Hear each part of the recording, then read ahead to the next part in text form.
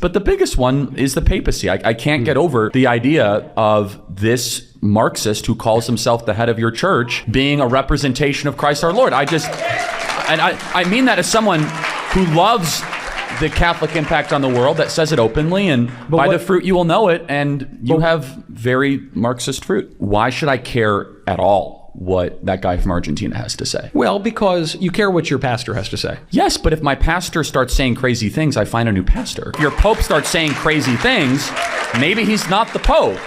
And maybe that's a bad representation.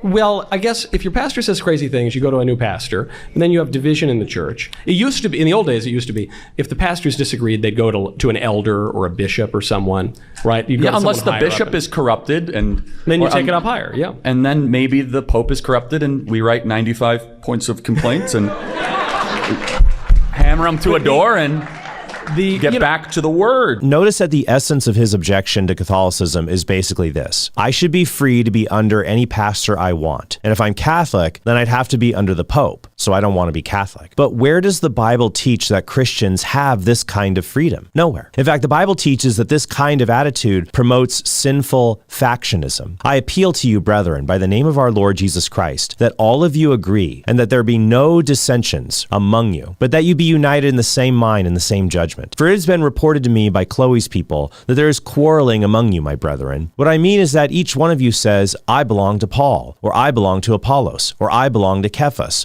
or I belong to Christ. Is Christ divided? Was Paul crucified for you, or were you baptized in the name of Paul? In the year 107, St. Ignatius of Antioch said the following: It is fitting then not only to be called Christians, but to be so in reality, as some indeed give one the title of bishop, but do all things without him. Now such persons seem to me to be not possessed of a good conscience, seeing they are not steadfastly gathered together according to the commandment. This coheres with Hebrews 13:17, which says, Obey your leaders and submit to them, for they are keeping watch over your souls, as men who will have to give account. This doesn't mean you have to do everything your priest tells you to do, but it does mean that Christians must give their pastor the authority he is due, which will differ based on whether he is the local pastor, priest, the regional pastor, a bishop, or the universal pastor, the pope. Even in that case, the obedience isn't unquestioning unless it is something the pope or all of the bishops have infallibly defined. However, the Bible never says a person can become a pastor on his own authority. Instead, a pastor must receive his authority